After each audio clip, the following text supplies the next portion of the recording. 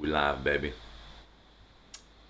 We are live. Okay, let me go. Manage stream. You're live. Boom. All right. Let's see here. All right. All right. Let me turn that volume down. Cool. Okay. I thought you were wearing the Living in Color shirt Oh for no, a second. it's my Wearing mine yesterday. it's my Fallen shirt. It's the skateboard company that Jamie Thomas put together quite a few years ago, and an amazing company. And, yeah. Beautiful. Yes, I like sir. Okay, let me try here. Bam. I really wish I was like good at skateboarding. Like a lot of my friends growing up, huge into skateboarding. Like There you go. they talk about everything. We're just like, yeah, cool. Because like it was always something that I was interested in, but never good at. Yeah. And yeah, just all my friends were like trying to do manuals and kick flips, especially the kick flips. And I tried to do like an ollie, just sucked so bad. Or even just staying on and moving like a meter, like just bad. So I to appreciate it through the videos of X Games Yeah. and Tony Hawk. A lot of Tony Hawk.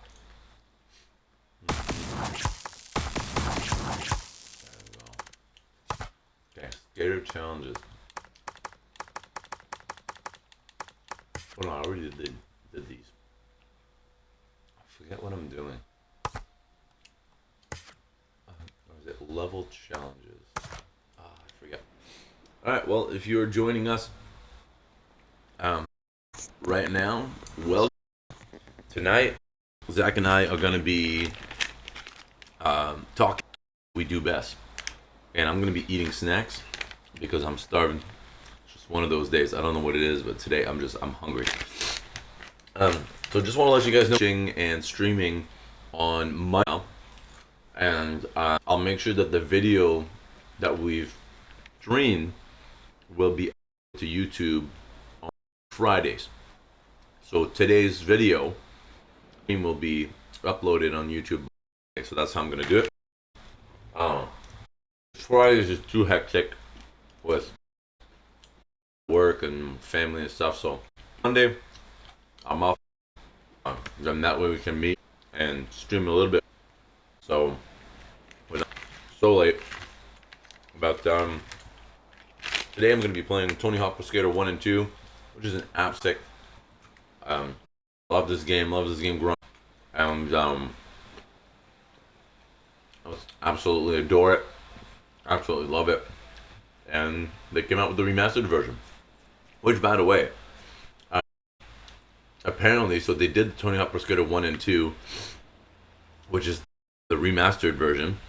They are now talking of doing Skate 3, but they were also talking about doing a Skate 4, which should be really interesting if they do, and I will be one of the first ones to buy it. Absolutely love the Skate series. Did you ever play the Tony Hawk Pro Skater series, Zach?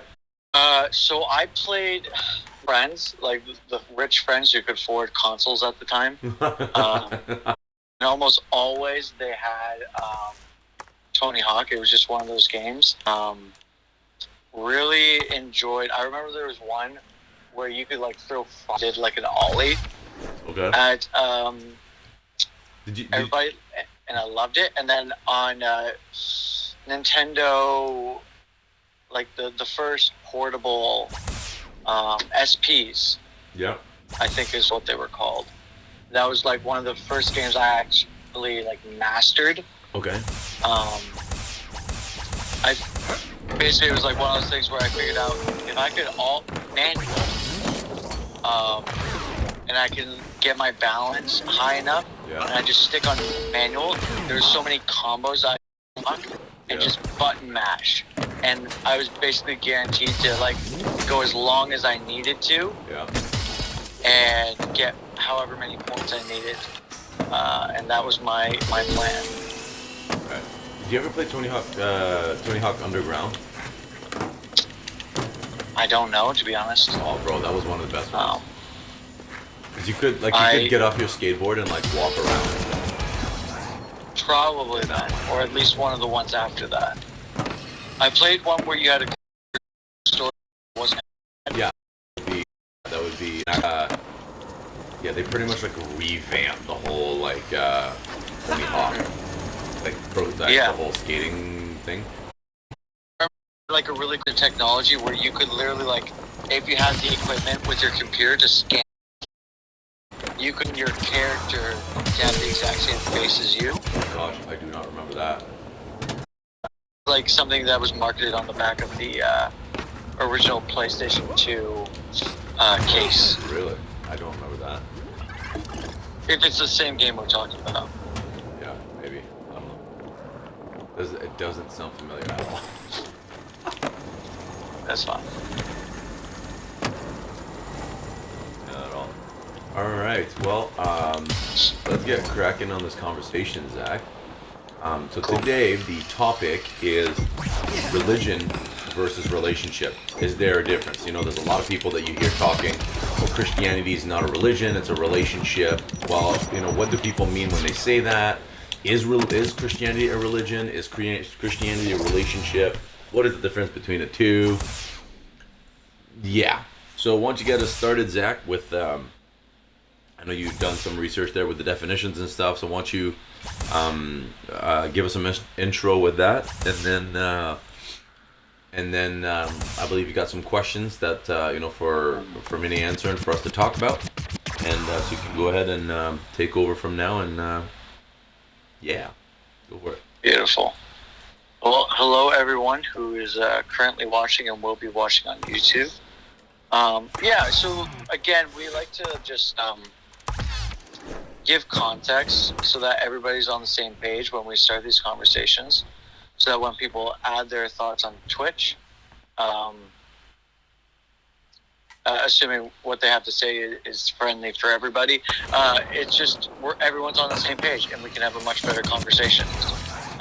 It wouldn't be called play and chat if it just turned into play and fight. It'd be a completely different show. So when we talk about religion, what we're talking about is the aspect of faith. And it doesn't have to be in Christianity, but because we come from those worldviews and those backgrounds, we're going to be talking about Christianity for us. But feel free to take it with where you're currently at. But it's the aspect of faith that is based around attaining God through the pursuit of performance. That's good. So I'll just say that again. Religion is the aspect of faith that is based around attaining God through pursuing performance. Whereas relationship, a real relationship, is the aspect of faith that is based on attaining God through interaction that He already initiated. So, obviously there's people who like feel that one is than the other. So Phil, the first question is, what are the differences that we can see in the church when either an aspect of faith that is based around religion or relationship is being applied? That's a good question. That's a tricky question, actually. I mean, at the end of the day, I think what we see in the church and what we see apply, I mean, whether or not people will impose religion or kinship on people all has to do with their own view of how they view Christianity to begin with.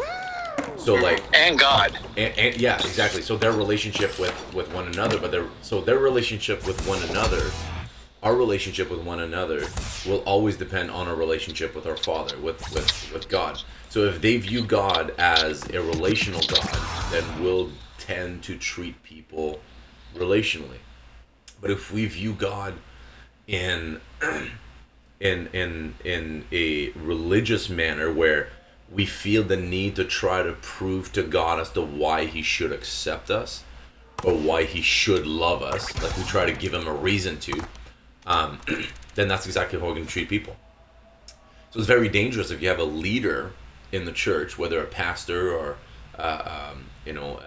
generational leader or departmental leader that has a relationship with God based on religion rather than relationship, because that's exactly how they're going to treat the people under them.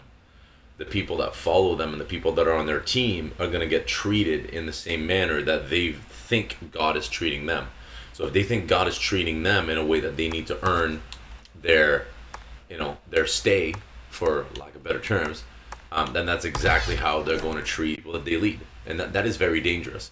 And it's very dangerous and it's very misleading, because especially if you do have, like, let's say you are someone that is under the leadership of someone that does operate in that manner, where they operate in religion, you will get very confused, because as their leader, they should be setting a higher standard and a higher example. But if the example is Jesus actually died for us to have, then you'll get very confused. Who's wrong and who's right? Am I wrong to believe that I'm just accepted, or is that leader wrong to think that I should perform in order to be accepted and loved and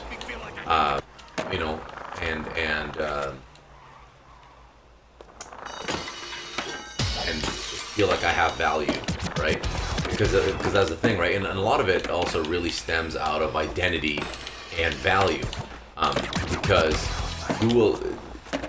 the identity in which you will feel is always dependent on, the other way around. The value that you feel about yourself, so whether or not you are valuable, will stem out of your identity. So if you have an unhealthy identity, you'll have an unhealthy view of your value. So especially, going back to, a leader and somebody that is under that leader, that can create a lot of weird doctrines, that can create a lot of weird beliefs, that can create a lot of, not just weird, but also dangerous and unhealthy. And so that's a way that can be played out in the church, for sure. And also, take it right from the top. If you have a pastor that views God as a religious kind of, prove me that you're worth it type of God, then that will affect their preaching. That will affect how they treat people and how they preach to people. So their messages will, their messages will not also be kind of skewed and affected by, man, I can't get up this wall. But the congregation listening to it will also suffer from it, right? You know what I mean? So yeah. So that's kind of the way that I see that played out in the church. But on the flip side of it is, if you really see, someone that has a very healthy view of God and His love and and His and what His sacrifice actually meant to create and meant to accomplish, then you have someone that will promote a very healthy lifestyle, will promote a very healthy leadership, and will in return really kind of raise up a healthy following, and healthy followers, right? Because it's all about, leadership's all about reproduction. We talked about that a few weeks back, right? Leadership's all about reproduction. So if you have a leader that has a wrong concept of God, it's just going to be reproduced in the people that follows him or her, right? So yeah, that's I think that's that's my answer. I'm sticking to it. Cool. Yeah, I think the problem with just faith based around religion is, one, it appears a lot more spectacular than it actually is, because you just see it in history where so many people got power through religion, but they weren't preaching was faith or love, or especially not Jesus. They were just trying to attain more power. Yeah. And maintain, and religion almost always, I would say always personally, is either just or simple. Yeah. Because it's either based around I perform better than you, or how I perform is good enough. Meanwhile, we see with the historical story of the Bible, the whole point is that we aren't enough. Yeah. And that God loves us enough to the greatest sacrifice so that we could have a relationship with him. Oh, yeah. But if you miss out on all of that, then it's very easy to think that any religion is based off of this aspect of religion. And we've just seen it in history where that very clearly doesn't work. Whereas, where it's based off of relationship, and when we're talking about relationship, we're not talking about what can very easily be accomplished by a lot of churches, where, or even any worldview really, where it just turns into, I can do whatever I want because I have this relationship with God who's going to forgive me. Yeah. That's not a relationship. That is abuse. Well, it's a skewed view of relationship. It's a very unhealthy view of relationship, right? Mm-hmm. Yeah. But it goes either way, where, and I think this is where a lot of legalism really stems out in the church, where, because it's, and legalism really flows both ways, where you can be either too legalistic in your grace, or you can be way too legalistic in your laws. You can be too legalistic in your way, in the grace, where you cheapen grace, and you've actually got a very unhealthy view of grace, where it's just like, well, God's just going to forgive me. And, that's a cheap grace. I read a book by, I think it was A.W. Tozer. I think that was his book. Or was it Dietrich Bonhoeffer? It was either that one. Yeah, it was either Dietrich Bonhoeffer in The Cost of Discipleship, or it was A.W. Tozer in The Dangers of a Shallow Faith. It was one of those two books. And they talk about that very thing, the whole concept of cheap grace. So it's either that, that you cheapen grace by making it so accessible, and by accessible I mean you I don't know how to explain it properly, but you make it so accessible to the point where it's like, well, God will just forgive me, so therefore I can do anything. So you use God's good grace to justify you being stupid. That's very unhealthy. Or there's the other way around, where I need to give God a reason as to why he should give me grace, because if I can't give him a legitimate reason, then I don't deserve grace. And that's the beauty of Christianity, is that none of us deserve it. None of us have earned it. And that's what makes it so awesome. In fact, that's exactly what drew me to Christianity in the first place. What drew me to Christianity was the fact that I did everything in life to try to make my life good, and I sucked so hard at it. So the last thing I needed was for me to find a religion or find a belief system or a faith system where I needed to do something to be good enough to be part of it. Like, that's just, like, I just proved that I can't do that, and that I suck at life on my own. But that's exactly what I found that Christianity offered me. That it's like, okay, you not being good enough, you recognizing and realizing that you're not good enough is actually prerequisite for being a Christian.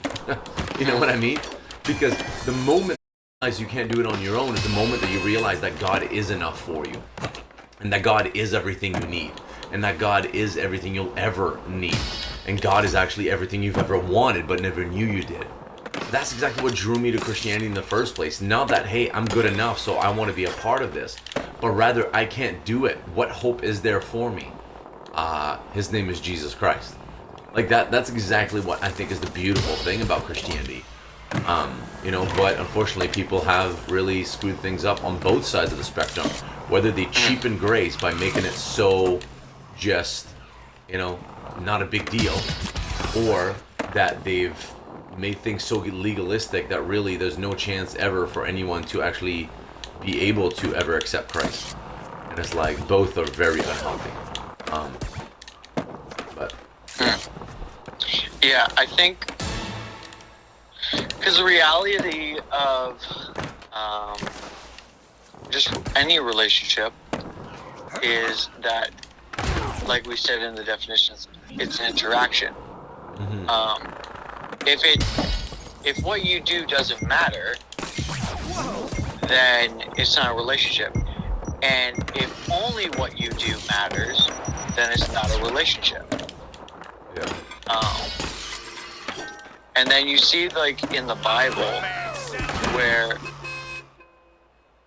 God and Jesus' actions were constantly forgiving the unforgivable, Yeah. depending on the heart of the person. Yeah. Like, it wasn't just like it didn't matter. It mattered, but when the person was repentant and when the person actually cared about their relationship with God, that's where you see forgiveness just flow abundantly. Yeah. And that's the difference between, like, when God had to punish people based off the consequences of their actions, and when God was just ridiculously forgiving. Yeah. I mean, just even, compare Christianity to every other belief system out there. Right? What's the one thing that sets Christianity apart? Every other belief system, every other, for lack of better terms, organized religion, is all about what can you do to be a part of this? What can you do to earn your way into whatever, right? What must you do to be able to enter Shangri-La? What must you do in order to be able to enter Nirvana? What must you do in order to be able, go to, Islamic heaven and have your 70 virgins, or, whatever other, I'm just naming a few on top of my head there. But the one thing that really sets Christianity apart is the fact that it's not about what can you do to be able to be accepted by Jesus Christ, by our God, but rather it's all about what he did on the cross so that we could have a shot at allowing him to accept us. You know what I mean? And that's the very thing that sets Christianity apart. What makes Christianity so different than every other religion or every other belief system, that it's not about what we can do. In fact, it's the opposite. It's what Jesus did because we couldn't do it. It's what Jesus did because we weren't good enough. Like that's exactly the whole premise of Christianity, is the fact that we aren't good enough. And there's nothing wrong. It's not like, oh wow, well, we just suck as humanity. Yeah, we do. And if you don't think you suck as a human being, well, you have a very skewed view of yourself, and you think that you're way better than you really are. Why? Because we all suck. It's not about, hey, Phil, you're very negative, you're a big downer. No, I'm a realist. Like, I realize how much I suck. I realize how much, listen, I don't need anybody to tell me I suck. I know how much I suck. I know I suck way more than people think I do. Because I live with my mind. I live with my heart. I know the ideas I have. I know the tendencies I have. I know the sick, twisted bents that I have. Why? Because I'm human. But that's exactly what led me to realize that I needed help, and that I needed something greater and bigger than what I could offer myself. Because every time I try to fix myself, or I tried to fix, something in my life or whatever, guess what? It never worked. I just made things worse. But it wasn't until I realized, like, wow, God, that's exactly what Christianity is all about, is the fact that God knows that we have a sick, twisted bent to ourselves, so to speak, but he wants to help us out, and he wants to be there for us, and he wants to love us, and he wants to forgive us, and and he wants to accept us just the way that we are, not to keep us that way, but to give us hope that, hey, I love you, as you are, and who you do, what you do is not who you are, and who you are is not what you do. There's a huge difference between the two. But if you truly begin to have a healthy view and healthy identity of who you are, guess what? You will then be able to actually do good in life. And it's not about do good to be accepted, but learn to be accepted so that, guess what? You can actually begin to learn to do the good that you were created to do, right? Like the Bible says that we were created to do good. That we ought to do the good that we were created to do. That's what the verse is. I forget exactly what verse it is. I can look it up later, but actually if you want to look that up now, Zach, that we are created to do the good, and we ought to do the good that we were created to do. We weren't created to do evil. We were created with the capacity and the capability to choose between good and evil, but ultimately we weren't created, like we weren't made for it. Like for example, like my iPhone is not created to, to be used as a football, to be thrown around, or to be used like a soccer ball, or if you're watching this and you live in Europe, it's still a football. Like it wasn't created for. I can use it for that, but it wasn't created for that. In the same manner that I can use my body to do evil, but I wasn't originally created for that.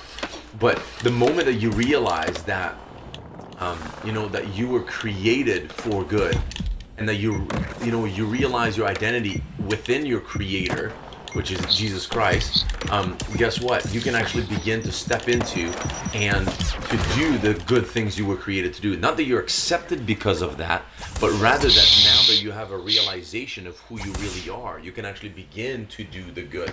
So we don't do good. I love it's been said this way, right? That we're not accepted because we do good, but we learn to do good because we are accepted, right? That we're not saved and we don't find salvation in Jesus Christ because we've done good in life, but allow that salvation and acceptance in Jesus Christ to stir up goodness within you, right? And the Bible says in Matthew 5, I think, Matthew 5, 16, 15, 14, 12, something like that. It says, that we are lights, right? That we're the salt of the earth, and we're the light of the earth, and we're the light of the world. And that we were meant to shine, right? We're not meant to be put under a bushel, put on, kind of hid in a corner, whatever. But we're meant to let our light shine before men. And the verse goes on to say, obviously I'm paraphrasing massively here, but it goes on to say that, hey, let your good deeds shine before men, so that they may be able to honor and glorify your Father in heaven. And now we're not saved because we do good, but wanting to do good in the world and wanting to do good things in the world should be the very thing that stems out of the fact that, wow, God's forgiven me and I did nothing to earn it. Wow, God loves me and I've done nothing to earn it. That should spur you on to want to do good. You know what I mean?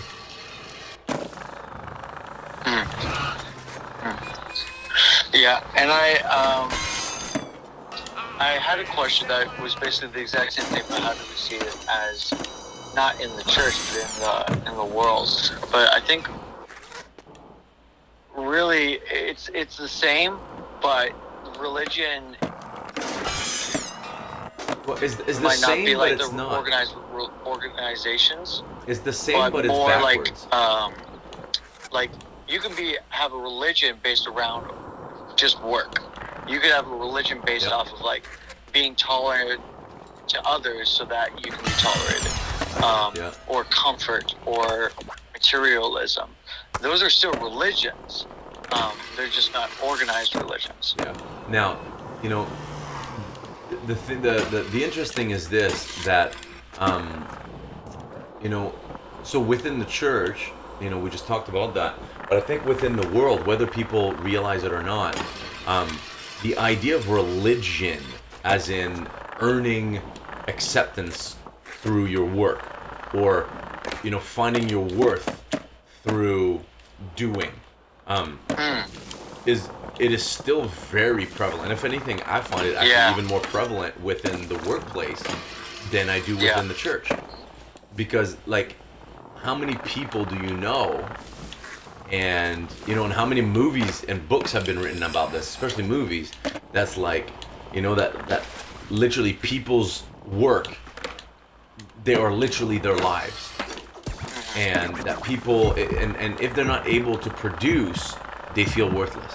If they're not able to produce, they feel useless. And that's exactly why people come to religion, and why people view Christianity or want to view faith-based things with that very same mindset, because they, it's like they want. I mean, so much of this is wrapped in identity and worth. I keep coming back to those two words, but so many of this is actually legitimately wrapped in, worth and identity. Because it's like, if I'm not able to produce, then who am I? If I'm not able to provide, then what's the use? If like, you know what I mean? So like, we see it in the church, but I think we see it even more at work in the workplace and in the business world. And I think, it's very dangerous. And I think one thing that we got just to come back to is the fact that, hey, guess what? You're worth a lot more than what you do. And I think that's not a popular message nowadays, but it is very true nonetheless. That who you are and what you do are two different things, and one should stem out of the other, while and that's a healthy thing. But if you let the other stem out of the one, it can actually destroy you, even though they're the same ingredient. It's like, because if it's like, if you mix, I'm just trying to find a good illustration, but it's like,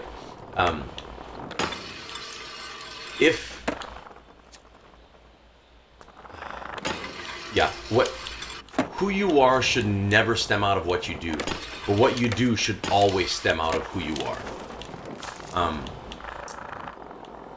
And faith-based things should always be the same as well. Again, living out your faith should always stem out of the realization of what Jesus did for you, not what you did for it. Because I don't know if I'm saying it right, but like, does that make sense? Yeah. It's just, I don't know. I think because if I'm trying to find the last rep. It can be very dangerous, because then what happens when your work gets taken away? What happens when you get laid off? What happens when you get, whatever? And I think that's the beauty of Christianity, where even if you mess up and you're not like you're okay. Let me just use this example. Let's say that you're trying to get over a pornographic addiction, a porn addiction, right? So if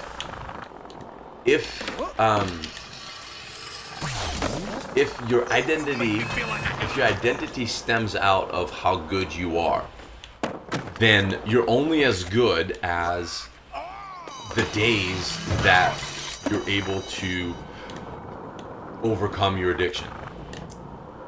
But in Christianity, it's not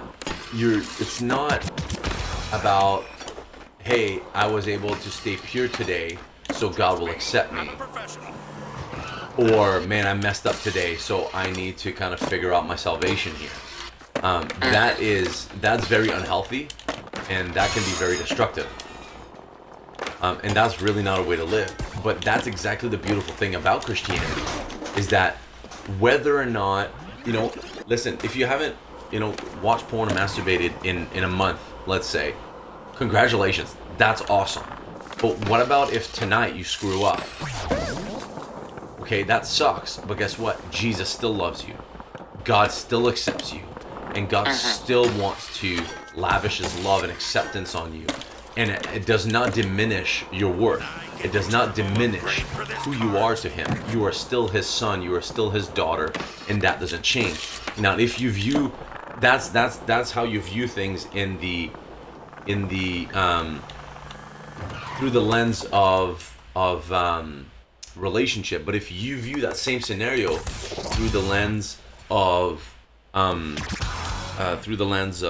religion, then if you don't, if you don't screw up for a month, like that's really good. Like you're really gaining points with God. Like God really loved you on day one that you didn't mess up, but He really, really, really loves you now. Um, you know, that you're on day 30. But then let's say tomorrow or tonight that you screw up. Guess what? You just erased all of those brownie points that you gained with God.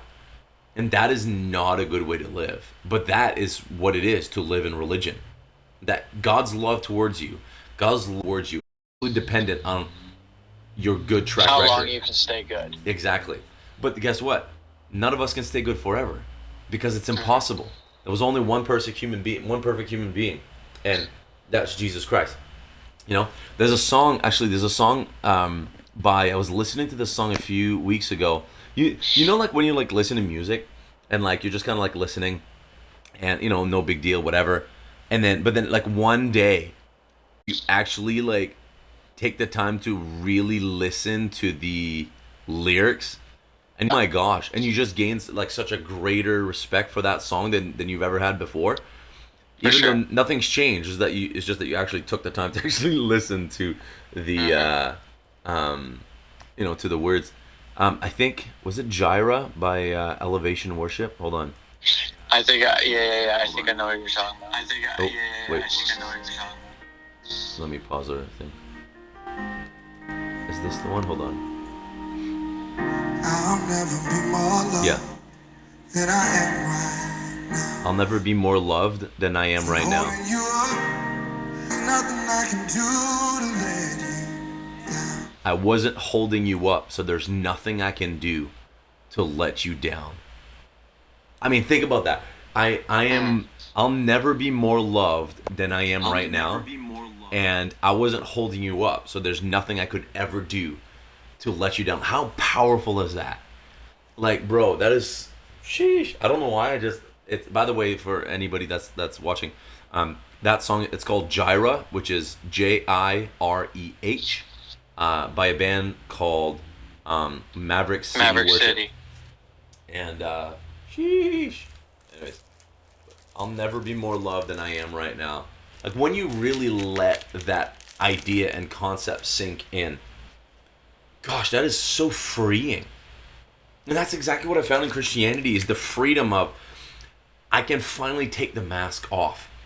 I can finally just stop trying to twist someone's arm into loving me. I can finally, stop trying to fool someone or to trick someone into a reason as to why I should be important to them. I'm important, you're important, we're all important to Jesus because we're His kids. Because He's our Father. And we know that.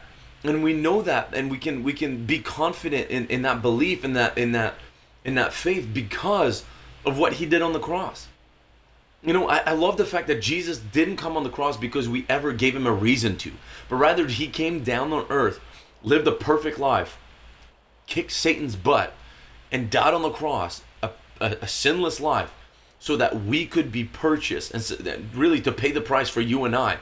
Not because we ever gave him a reason or even gave Him a hint that we would ever turn to Him, but just for the simple, hope that that we would maybe one day come to the realization of how much we need Him. He did it just to give us the possibility, not that we would ever be guaranteed to do it, not that He ever had a guarantee that we would ever come to Him, but rather to make that opportunity so that if we do want to come to Him, guess what? The way's already been paved. Like, if there's no greater picture, if there's a greater picture of love than this, please show it to me. Because love, I mean, when you go back to really look at what love, and I'm not talking about worldly love, I'm not talking about, hey, I really love you, and so, like, how should I explain this? What most people think is love is actually lust. Because lust is what can I get? What can I get to benefit out of someone else's doing? Or someone out of someone else's expense. Love is how can I benefit someone else at my expense? And that's exactly what Jesus did. It was fully at his expense. He gave up his life so that we could have a chance at living one. He gave up his life not because we earned it, not because we deserved it, but rather just for the simple fact that he's like, I believe that one day there might be a chance that someone might come to their senses and come to their realization, and guess what? The way would have already been paid for them to come home. Like, you know what I mean? Like, I'm just kind of painting a picture here, but yeah, and that prospect, that possibility was worth it to him. Yeah. To make the ultimate sacrifice. So now go back to what I was saying earlier with the whole idea of worth and identity. He saw it worth it. He saw that it was worth it for him to die so that we could have a chance to live. So if you ever feel like, man, I'm garbage, I'm nothing, who am I, and I'm not worth it and whatever, think again, because you were worth it enough for Jesus to die for you. Like, the King of Kings, the creator of the universe, stinking died so that you could live. And you think you're worth it? You're worthless? You think you're garbage? You think you're nothing? Think again. Like, think again, man. Like, it's like, jeez. Like, it's just, I don't know. Yeah. Like, I've found myself so many times just saying, like, God, why would you die for me? Like, why would you die for me? Like, what a waste. Like, I'm such a whatever, and like I it's almost like I try to like talk God into taking his sacrifice back sometimes. I'm like, yeah, what am I doing? but even if I wasn't worth it, so to speak, he would have still died, because that's exactly what love does. Love takes chances. Love, see, and that's the beauty of it. There was no guarantee that we would ever come to our senses and come back to him. There was never any guarantee. So even if it got to the point and I never actually did give my life to Jesus, and I never actually did accept his forgiveness and accept his love, he would have still died for me. Even if I actually did, convince God that I wasn't worth it. It doesn't matter. It's too late. He already gave that sacrifice. And that's exactly what love does. Love gives, not because of a guarantee and not because of what you can get out of it, but love gives because love gives. And it's not give to get or give because I'm going to get. It's give because I'm going to give. It's already a loss. You've already written it out. Like, it's not, there's never going to be any comeback, whatever. If you get something out of it, then hey, that's a bonus. But that's all it is. So Jesus died to make a way for us, not because he knew we would come to him, or not because, he enticed us to come to him, but rather he just made a way so that if we ever did decide to come to him, guess what? We're here. We're there. Like he's there, and we can just do it. We can just go. And again, I don't think there is no greater picture of love than what Jesus did on the cross for us. Because there was no, he did for us what we could never do for ourselves in a million years. Where it's literally impossible for us to do for ourselves. Yeah. And he was fully aware of that. And that's what makes it that much more special. It's not like, you can't pay me back? Oh, okay, then that's fine. Like, just forget it. Like, don't worry about it. It's like, I'm doing this and I'm going to die on the cross for these people, fully knowing they will never be able to pay me back. Like, he knew what he was doing. Like, God knew what he was doing. Yeah, but it's funny, I find myself sometimes, I haven't done that in quite a few years, but I remember, like, earlier on, like, in my faith, like, when I was still really, like, dealing with a lot of stuff, and, it's like I would find myself, like, having, like, debates with God, like, hey, can you please, like, like, I'm sorry that you had to die for me, and like, I'm not worth it, and you know, like, I'm sorry that you wasted your life on me. And God's like, wasted? What do you mean wasted? There was nothing wasted. It wasn't wasted because it wasn't an investment in the first place. It was a gift. It was love. And real love is never wasted. Yeah, that's good. Because actually, let me just add this. Because if you think that love was wasted, then it was never love in the first place. Yeah, that's really good. I feel really good about that statement, actually. Yeah, that was really good. I liked it. While you were saying that, I was just like, we've been friends for quite a while, and just thinking about like all the differences about our lives, but we both kind of have the same struggles and pitfalls in our faith when it comes to like questioning our own worthiness to God and the depression and believing a lot of those lies, regardless of where they originate. Yeah. And just, I'm just really grateful that I'm not where I once was. I still have a lot of areas to grow in that topic, but I just wanted to bring that up in case anybody who watches this that thinks like, no, they never had it as bad as I have it right now. Like, I remember just a period of my life where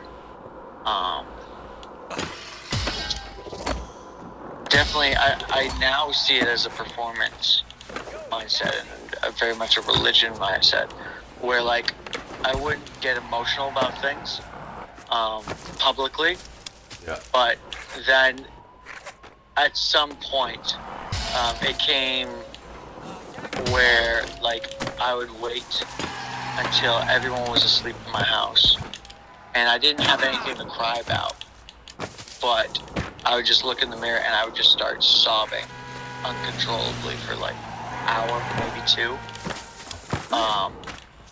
and just like have that wash of like unworthiness and just all those feelings that come with the lies that you hear as a kid or whatever. Everybody's story is different, but very much getting into the relationship of Jesus and understanding your identity and understanding that he took the risk for us, not so that we can pay him back. Like, he's not those friends were like, I'll buy you lunch, and then constantly reminding you, like, hey man, you owe me $5.50. Don't forget that, and just hounds you for it. Like, he paid for it, everything, and he doesn't care if you pay him back or not. But he just wants you to know that he loves you,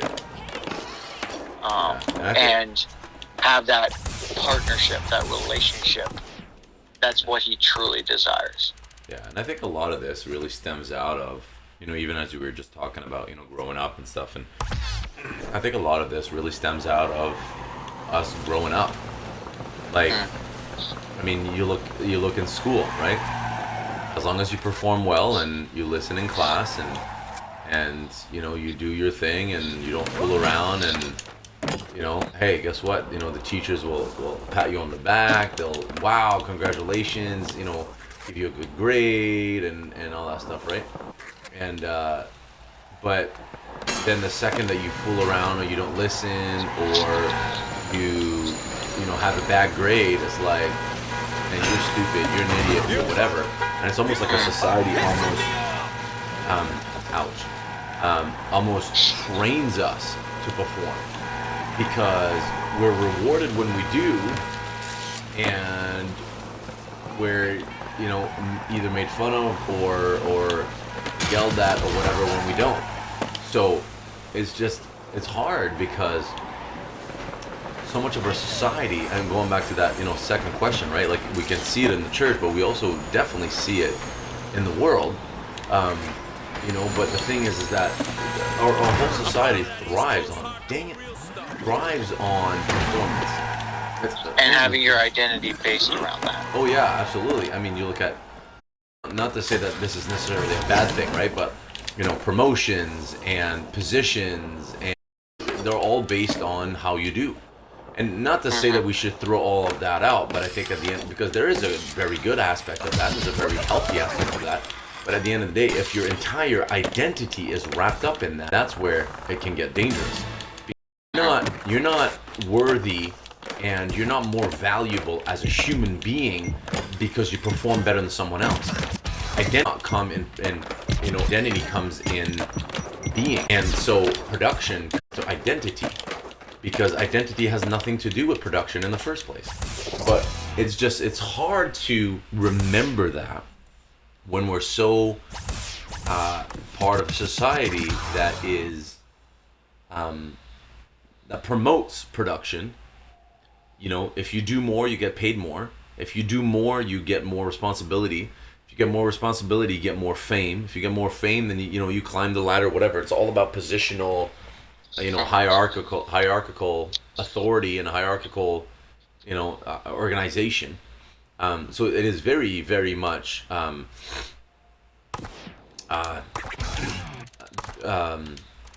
performance driven. But I think the hardest part is, how do you make sure, because in a way it works in the world. It does. Like, why would it be fair that someone gets paid the same amount as you if they're doing half of your job or half of what you do? No, that's not fair. That sucks. But but how do you make sure? So it works. It does work in the world to a certain extent. But how do you make sure that we don't bring that in, and we don't translate that to our Christian walk and to our faith in Jesus Christ? I think that is the question that we need to actually legitimately answer, and that we need to really be careful of. Because that makes sense. Yeah.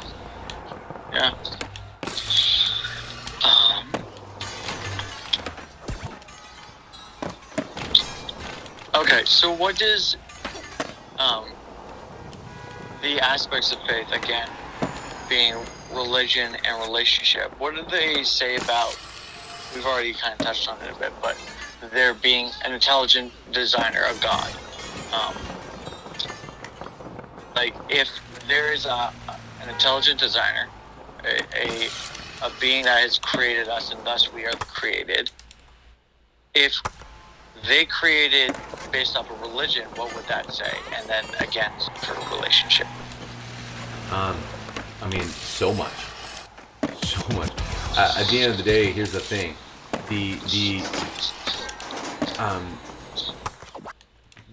God's.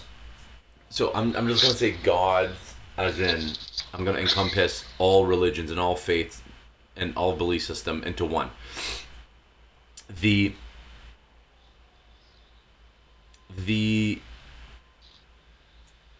system that is established in order to attain one God's favor,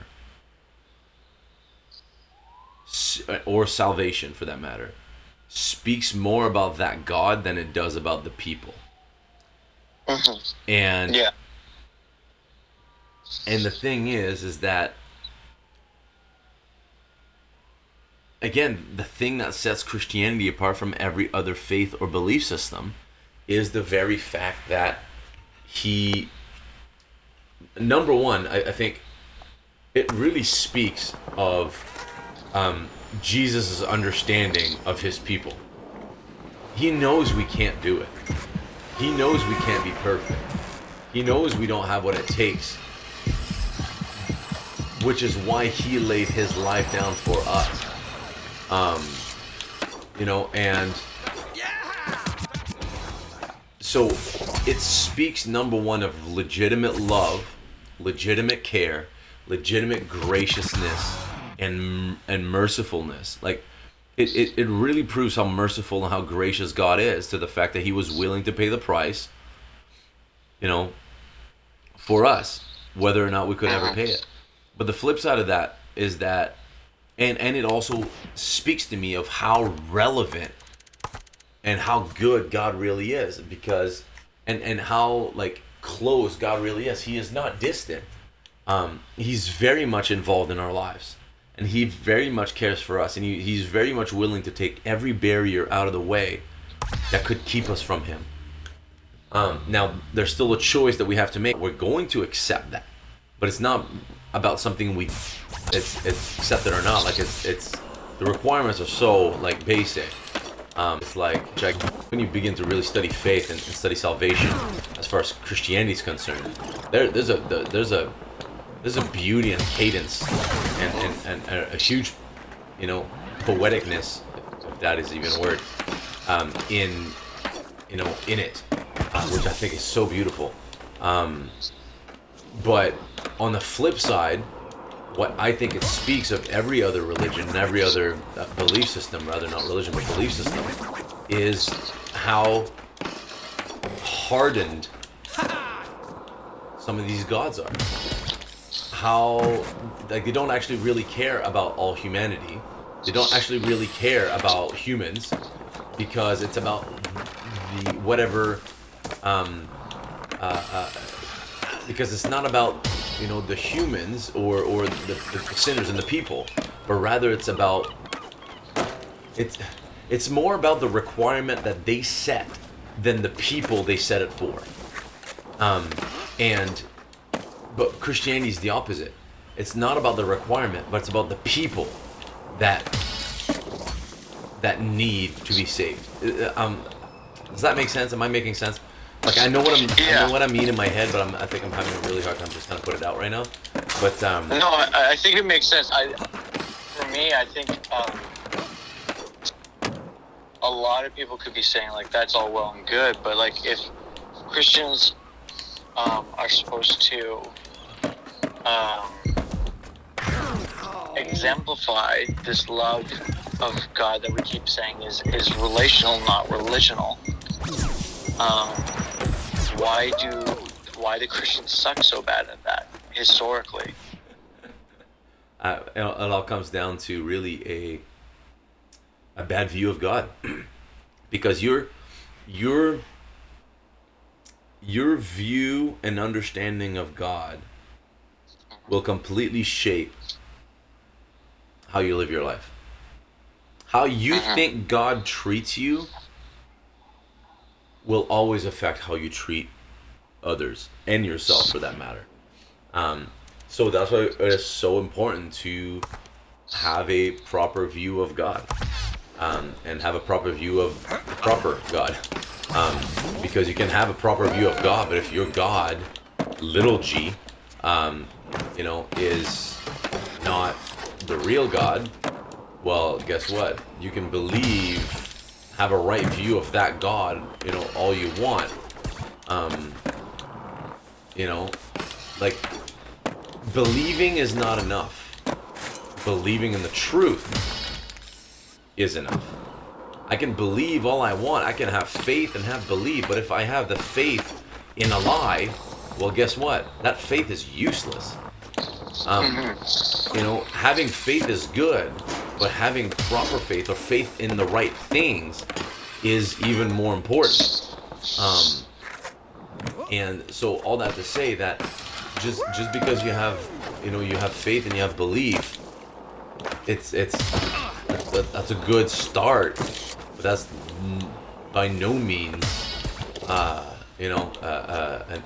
and all in all, because it's like you gotta have faith in the right. You definitely gotta have the faith in the right thing, right? I forget why I was saying that now, but so people can have faith in the Christian God, in Jesus Christ, even or like people can have faith in Him, but if their faith is filtered, then that's not good. Like that's they will have a twisted view of who God is, and I think that's exactly what has happened over the years, where people, like you think of the Crusades, and you think of all the kind of the real messed up things that have been done in the name of God. These to, the difference between, religion and relationship. Religion, religion will make you lay your life down for the sake of other people. Relationship will make you lay your life down for the sake of other people. Religion will make you lay other people's lives down for your sake. And that's exactly what you're looking at the Crusades. Right? People going around and with swords and whatever, and say, "Hey, convert to Catholicism, or we kill you." And buttloads of people got killed in the name of God. But it had nothing to do with God. It had to do with a bunch of, here's the thing. Stuff. Huge difference. And just even this whole idea of hypocrisy. Well, the church is full of hypocrites. No. Humans are hypocrites. And it just happens that the church is not a building, but rather is a local assembly of, guess what? Humans. And where there are humans, there is hypocrisy. And the reason why we come to Christ is not because we're perfect, but because we're messed up. The reason why we come to Jesus is not because we have everything together, but actually because we don't. So it's so weird to me that people hold this very thing against the people of the church, when it's the very reason why we're in church in the first place. Like, it's so funny to me that's like, well, I'm not going to go to church because it's full of hypocrites. Well, okay. Number one, then you should be there too. And number two, the reason we go to church is not because we're perfect. So for people to expect the church to be perfect, to me, is just so idiotic. And I like, it's so ironic that we're getting cursed, and we're getting blamed for the very reason there in the first place. You know what I mean? It's really funny to me. It really is really funny to me. Because listen, I wouldn't be going to church if I was perfect. I wouldn't be going to church if a hypocrite. Like that is definitely like the prerequisite to be a Christian. It's funny to me. Yeah.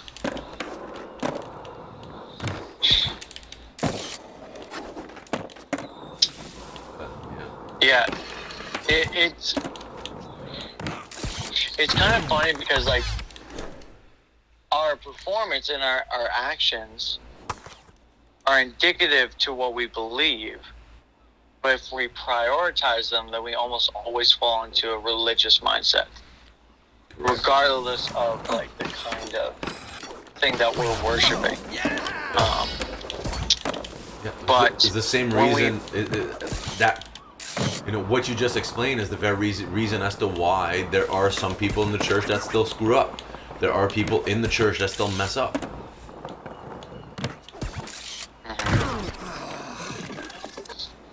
Yeah, and I think it tells you even more, like, when someone messes up, when people, Christians, churches, leaders screw up, and how they deal with it, or even when people under leaders screw up, and the leaders either like are forgiving, which is there shouldn't you the consequences. If so, then that's a relational basis. Versus, well, you messed up, you can't be a leader anymore. Or, well, you messed up, you can't volunteer anymore. Oh, you messed up, you can't come to church anymore. You're not living out this lifestyle that I've already enacted in my convictions. So you can't be here anymore because you're not as convicted as I am on the topics I'm convicted in. How we handle just where people are at, including ourselves, shows us where our basis of faith is, and whether we see God as like the religious dictator, or the that was willing and desire relationship if we were to choose it. To really risk relationship. Oh yeah. And I'll open up a can. yeah, But Yeah. It's interesting to because we talk about it's a relationship versus it's a relationship versus a religion. Christianity is, and it's interesting that some people will still fall, and some people will still mess up. Like there's high profile pastors and high profile leaders that will still mess up. There's everyday kind of average Christians that will mess up. And I think it's one of those things that's like, why do people mess up? Why do people, like what happens that people, they're following God one moment and the next it's like they forgot, and they kind of felt susceptible to something, and it's like, how does that happen? Well, the problem is, if you're not careful, like any relationship, you need to work at it. Any relationship, you've got to, you got to engage, and you got to be involved, and you got to, you'll always get out of it what you're willing to put into it.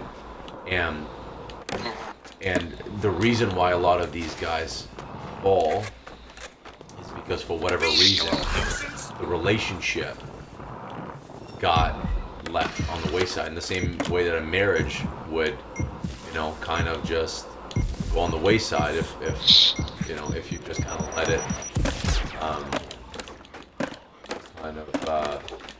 waste away. Then if you don't put enough time and invest whatever, it will begin to deteriorate. Affairs happen.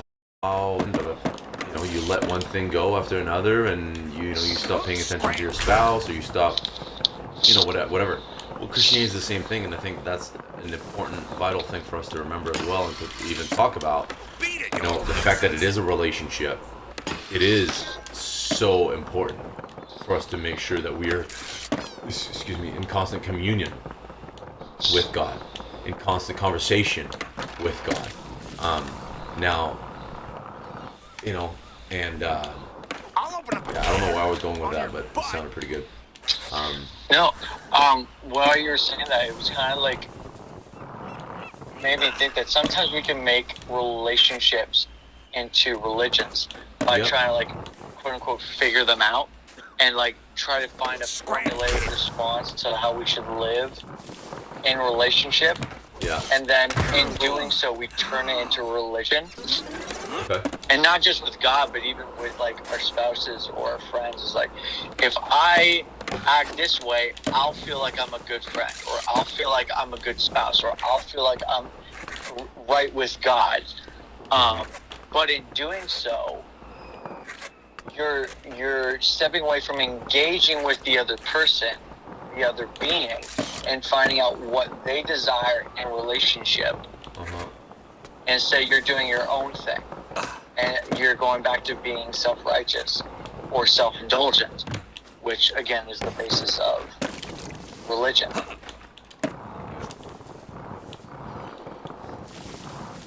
Yeah. That's just a It's thought I definitely had. something, because I think sometimes, and this is the scary thing, is that, oh, there you are, is that religions are a lot easier to manage than relationships, and that's where we can get really caught up.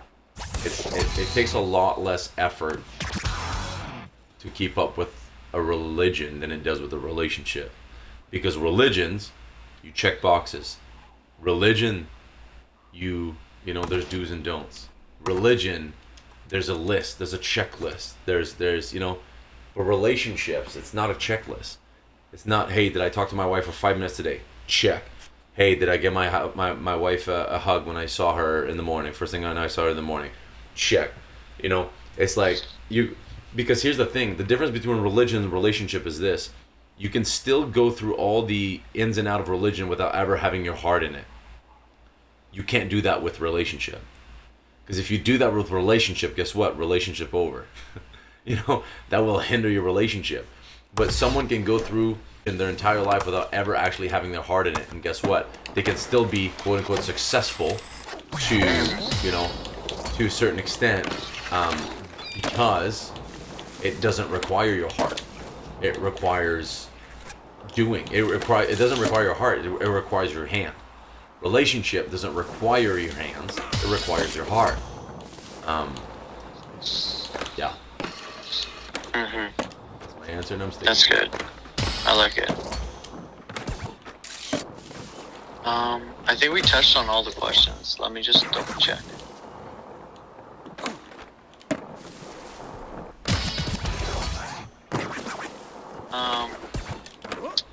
Let's touch on it a little bit more, just for a closing thing.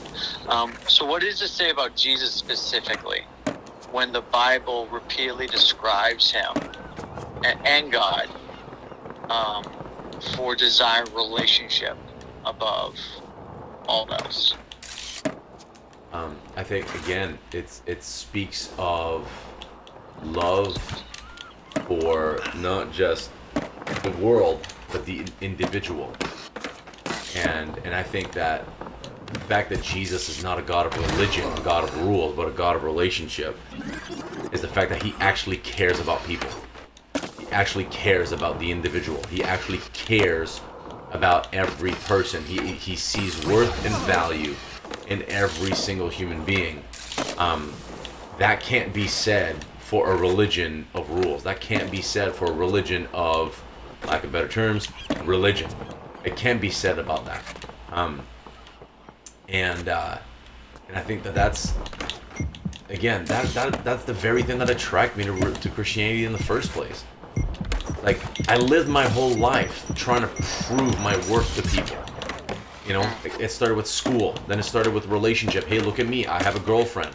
Hey, look at me, I have X amount of followers on Instagram. That can be so tiring. That can be so, it's so vain, and it's so just, that is very tiring, 100%. Like, I don't know how else to explain it other than the fact that it's extremely tiring.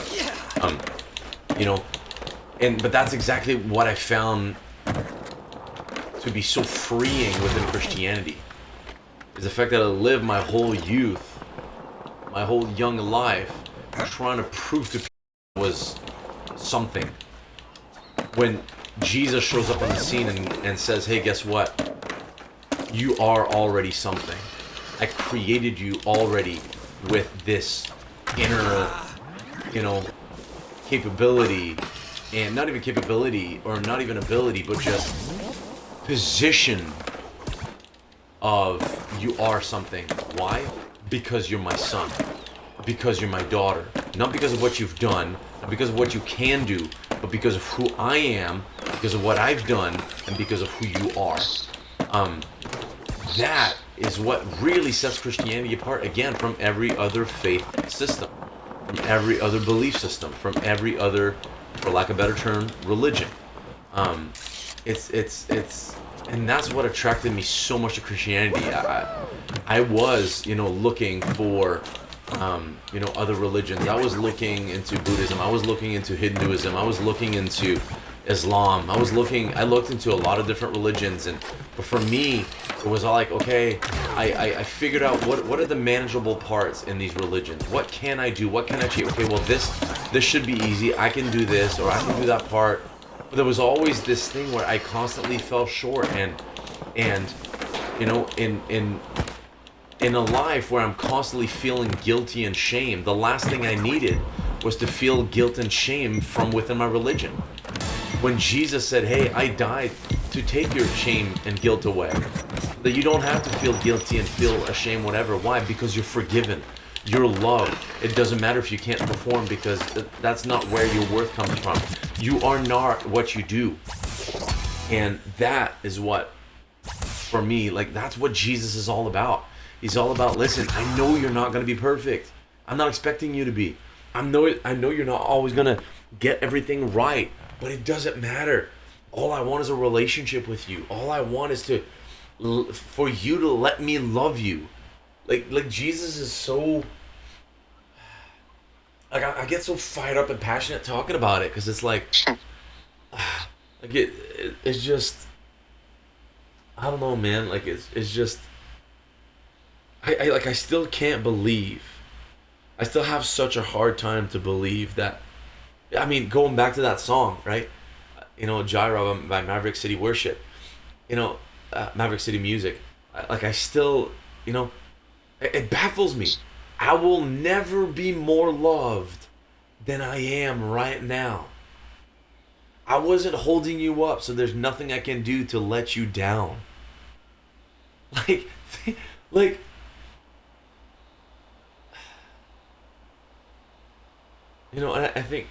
I think the saddest thing is people get caught up so many stinking trivial things. And it's like, oh, well, what about this? Or what about that belief? Or, what about blah, blah, blah. And people get so hung up on these secondary issues. And it's like, and even, not even like outside of Christianity, especially like even within Christianity. Oh, are you an Arminian or are you a Calvinist? Are you this or that? And it's like, Jesus loves me. I'm accepted by the Father. I'm accepted by the Creator of heaven and earth. Who cares? We get so caught up with some of the most stupidest stuff. And there's so many divisions within Christianity. And I think that's because people forget their first love. People forget the relationship. And they just simply get caught up in the religion of it. It's like, sorry, man. Do whatever the heck you want, but I'm not gonna fall prey to that. But it's like, man, if only people actually took the time to just realize you're freaking loved, you're freaking accepted. Like, Jesus loves you. And I mean, if any of you are watching this and you're thinking, whether you're watching live now or watching later, and you're thinking to yourself like, I'm too messed up. I can't, I'm not good enough. God would never accept me. Blah, blah, blah. Listen, we've all had those same thoughts. Mm-hmm. But those are the very prerequisites of being Christian. Is acknowledging that you can't do it on your own. And you'll never fully come to the realization of how loving, how kind, how gracious, how merciful, how faithful, and how forgiving God really is, without first acknowledging how bad you really are and how messed up you really are. And I think that's why I have such a great understanding of how, and not just an understanding, but a appreciation for Jesus' love, is because I have a great realization of how screwed up I am, how messed up I am. And I mean, it's in the Bible, right? Where I forget the exact verse, but Jesus basically goes on to say that those who have forgiven a little, will be grateful a little, and will love a little, and will have a little understanding of His goodness. But those who are forgiven much, will love much, and will have a great understanding. I'm butchering it again, but I'm paraphrasing, of course, but something along those lines. And I think that that's the beauty of it, where it's like, I have such a great acknowledgement of how screwed up I am, that I don't have an issue, acknowledging it, because how screwed up I am just make Jesus' glory and mercy and grace in my life shine that much brighter. It's like Paul said, right? That, hey, His grace is sufficient. In my weakness, His grace is sufficient. His grace is sufficient. And I think that that's the beautiful part of it, that, we don't truly realize the sufficiency of His grace without the acknowledgement of the severeness of our mess. And that's why I'm just so passionate about it, because I have a deep understanding of, I ask this question all the time, of people, right? And actually, Zach, I'd love to hear your take on this. What do you think is worse? To be absolutely oblivious to your mess and oblivious to how screwed up you are and to your weaknesses, or having an overbearing awareness of them? What would your answer be? Would you rather be oblivious or have a crippling awareness of your weakness or your weaknesses? Like we were saying before, like we can both identify really well with the latter. First I'll say they're both equally unhealthy, but to take as to what my each side preference taking to an extreme can be extremely unhealthy. Yes, I agree. Yeah. I think there's nothing more dangerous than someone who doesn't realize how awful they are. Who's trapped in I'm good enough, or I'm or self-righteousness. And when I say trapped in I'm good enough, again, I'm talking about that complete unawareness of where they need improvement. Mm-hmm. Because you could be good enough for yourself. Oh, yeah. It all comes down to whose standards are you measuring yourself to, right? It all comes down to whose standards are you measuring yourself to. Because when it comes to friendships or relationships, is the way I speak to people might not be an issue for me. Yeah. But if I want certain people in my life, they might not be as direct as I am. They might not be as blunt or able to take just critical tones or communication styles as I am. And because of that, I could very much have an attitude of and that's good for me. However, in relationship, that's not good for anybody. And if I pretend life is based off of me and forget to be empathetic, then I'm not remembering how often people have gone out of their way and out of their comfort zone to love me. Yeah. And not in a way that's manipulative, based off of, well, I'm tolerating you so you can tolerate my differences. I'm talking about I love you, so I'm going to communicate this to you.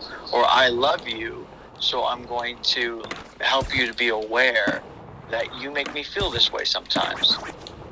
And then they'll know whether or not I love them on how I react and respond. But when people are trapped in self-righteousness, even if it's just a little, they lose out on relationships. See, here's the funny thing though, you're talking about self-righteousness, and even if they have a little self-righteousness is already still too much. Yeah, I would agree. But the problem is we think that well, it's not that bad, man. It just rubs people the wrong way sometimes. And all it takes is that kind of mindset, and I think we're all guilty of it. We're all really fine and tolerant of what we believe and what we accept and where we have convictions. But as soon as somebody might have a different conviction, we could still believe that life is valuable.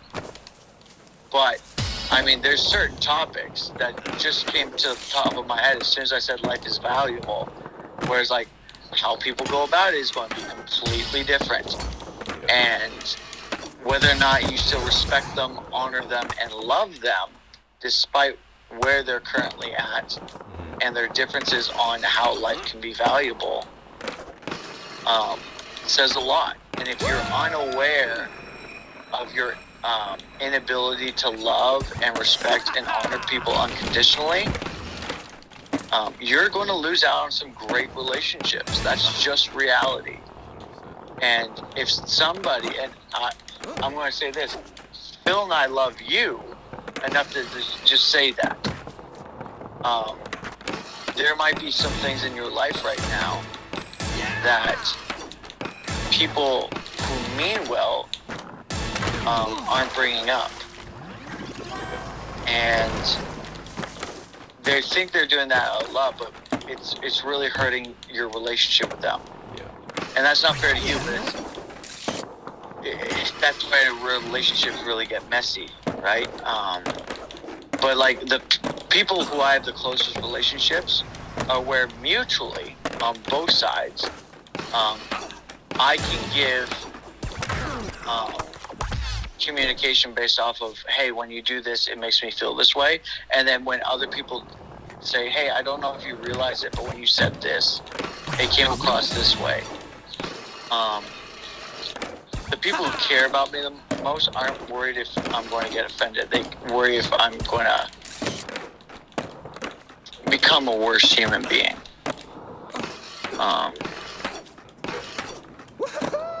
But they'll still love me despite wherever I'm at. And I can think of quite a few times where people have just gone out of their way to just love me unconditionally, where I was at, and let me get to where I needed to be at my own pace. And those are the people who I have the greatest respect for, and the greatest love, and the most patience even, when there's times where I'm hurt. Yeah. So yeah.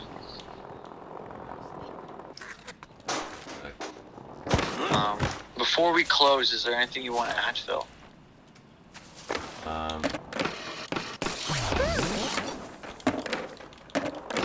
Really, I think we did a pretty good job of covering everything that I wanted to talk about today. And, pretty sure we, like everything we, I think we did a pretty good job at giving a well-rounded, in-depth, exhaustive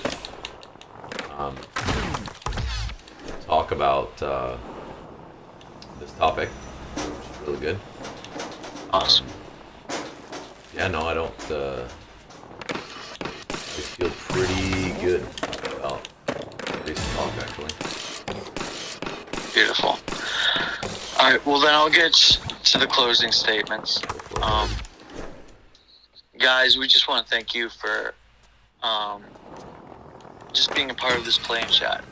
Regardless if you see this on YouTube or if you see this in the next few days on Twitch, thank you. Thank you for taking some of your time, and whether you were involved in this conversation or if you just had us in the background while you did other stuff, thank you. It means a lot. And we just want to convey that regardless of who you are, where you're at in life, or even what you believe, we just want to help you to understand and communicate to you that God loves you. Right. We love you, and we appreciate you choosing to be part of tonight's Play and Chat on religion versus relationship.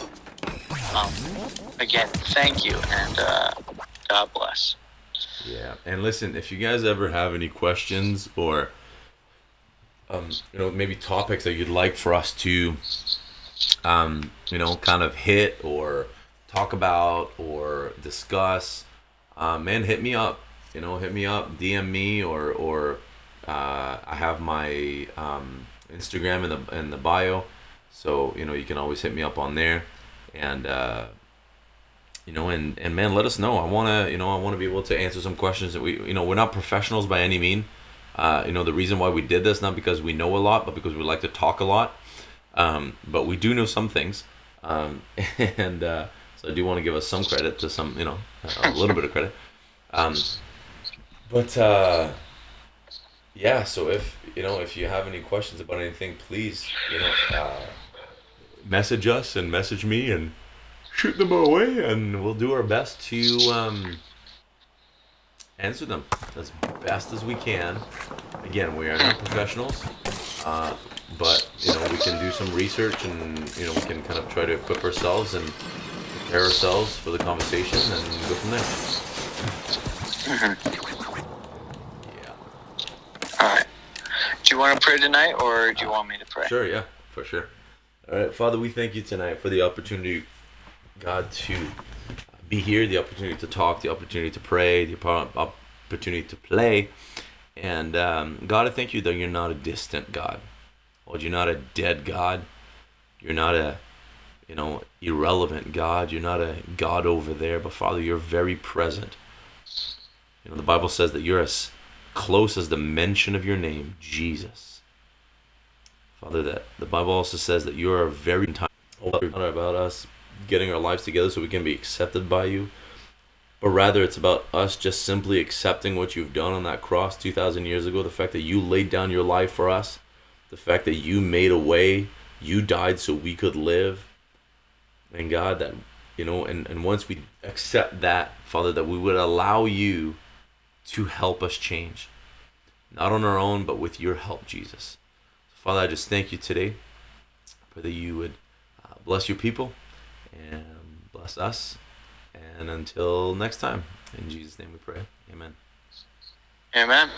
Amen. All right, thanks, Zach. Appreciate you. God bless. Love you guys. Appreciate you all. And until next Monday, peace out.